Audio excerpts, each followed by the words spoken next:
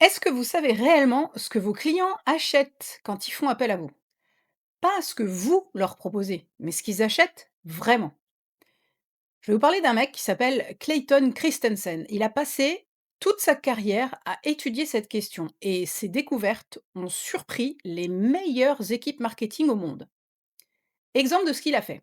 Dans les années 2000, il a travaillé avec McDo sur un problème très simple. Comment améliorer les ventes des milkshakes? Alors l'équipe marketing de McDo, elle a fait ce qu'on fait toujours dans ces cas-là, hein, des focus group, des questions clients, amélioration produit, blablabla. Résultat, les ventes n'ont pas bougé d'un poil. Et Christensen, lui, il a posé la question autrement. Pour quel job les clients embauchent-ils votre milkshake? Alors en face, ils sont ouverts des yeux ronds. What? Embaucher un milkshake? Et en fait, en creusant cette question, mais totalement improbable, ils ont trouvé une réponse inattendue. En réalité, la majorité des milkshakes étaient achetés tôt le matin par des gens seuls en voiture. Donc le job, c'était pas d'être rassasié, c'était de survivre à 40 minutes de bagnole sans s'ennuyer. Alors une banane, ça tient pas assez longtemps, un café, ça se renverse, mais alors un bon gros milkshake, bien épais, ça occupe. Du coup, qu'est-ce qu'a fait McDonald's? Ils ont créé un milkshake plus épais pour tenir tout le trajet. Ils ont ajouté des morceaux de fruits dedans pour rendre le truc un peu moins monotone et ils ont fait une communication orientée petit déj au drive. Résultat, vente multipliée par 7. 7.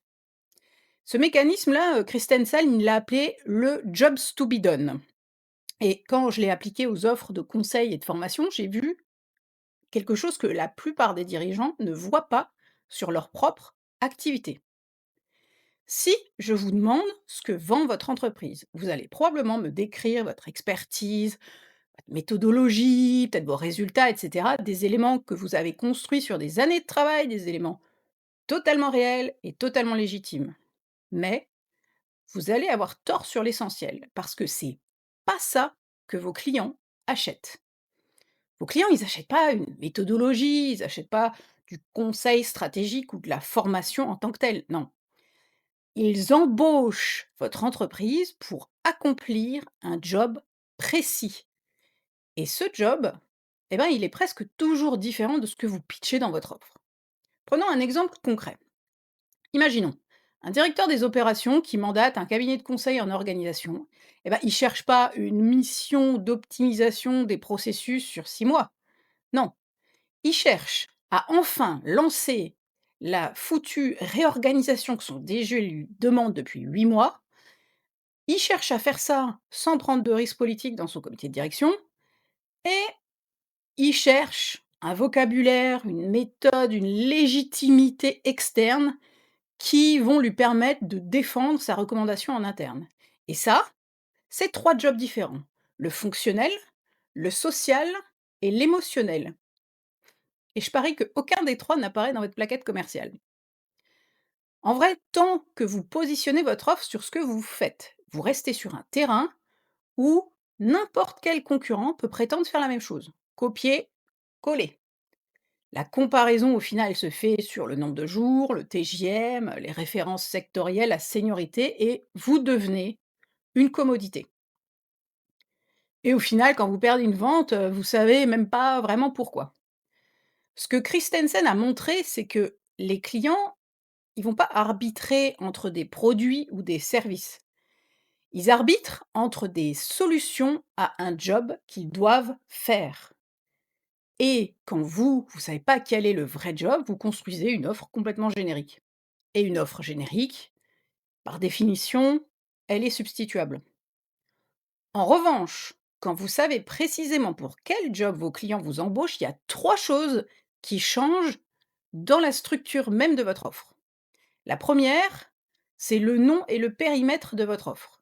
Parce qu'on va passer d'une description de ce que vous faites, accompagnement stratégique, formation au management ou je sais pas quoi, à une description de ce que ça produit pour un client dans une situation précise. Et c'est pas juste de la déco marketing, c'est vraiment une décision d'adressage. Une offre qui parle d'un job, elle va parler à quelqu'un qui se reconnaît dans ce job et donc Qu'est-ce que ça fait? Ça filtre naturellement les mauvais prospects et ça attire les bons. Deuxième chose, qui va changer, c'est la conversation commerciale. Parce que au lieu d'expliquer votre approche, de défendre votre nombre de jours, blablabla, vous partez du job. Vous allez demander à votre prospect: «Alors bon, vous en êtes où sur tel sujet? Qu'est-ce qui a déjà été tenté? Qu'est-ce qui vous bloque pour atteindre le résultat souhaité?» et cetera. Et là, dans cette conversation, ce qui va compter, c'est plus ce que vous avez fait pour d'autres, votre expérience, non, c'est est-ce que vous comprenez le job de ce client-là dans sa situation particulière? Si oui, vous avez quasiment conclu la vente. Troisième chose, et c'est le point le plus important, c'est que, la comparaison va devenir impossible. Un concurrent, il peut proposer une mission similaire à la vôtre en termes de contenu, durée, prix, et cetera. Mais il va pas pouvoir proposer une solution au même job si vous êtes le seul à avoir compris et mis le bon nom sur ce job. L'offre, qui adresse un job précis, elle est plus en compétition avec les offres génériques. Elle est sur une toute autre échelle de mesure. Et ça, vous me voyez certainement venir, ça amène une conséquence directe sur la tarification. Parce qu'une offre positionnée sur le job peut être tarifée sur la valeur du job accompli. Parce qu'il y a toujours une valeur derrière. Et plus sur le temps passé à l'accomplir. Et ça, c'est pas juste une histoire d'audace commerciale ou je sais pas quoi. C'est une vraie conséquence logique. Si le client vous embauche pour produire un résultat spécifique dans sa situation, le prix, il devient finalement naturellement indexé à ce résultat et pas autant passé sur la mission. C'est exactement ça qui rend les offres imperméables à la pression sur les prix. On négocie pas le prix d'une offre qui n'a pas d'équivalent. Ok, donc, qu'est-ce que ça implique dans la pratique?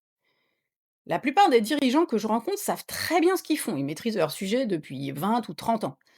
Ce qu'ils savent pas par contre, c'est pourquoi leurs clients les ont choisis eux plutôt que quelqu'un d'autre. À chaque fois que je pose cette question: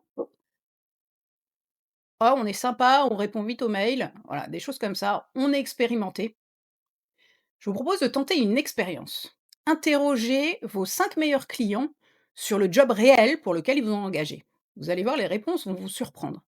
Mais surtout, elles vont vous donner probablement plus d'informations utiles sur votre vraie différenciation concurrentielle que n'importe quelle réflexion stratégique que vous pouvez faire en interne. Une partie de ce que je fais avec les boîtes que j'accompagne, c'est justement ce travail d'identification du vrai job, parce que ça permet de restructurer l'offre autour de ce qu'elle produit réellement, du point de vue de ceux qui l'achètent. Donc, au final, la question, c'est pas comment je dois repositionner mon offre pour mieux la vendre, ça s'appelle du déguisement marketing, mais est-ce que je sais réellement pourquoi mes clients m'embauchent et comment je peux le montrer? Celui qui fait ça avant les autres, il a plus de concurrents.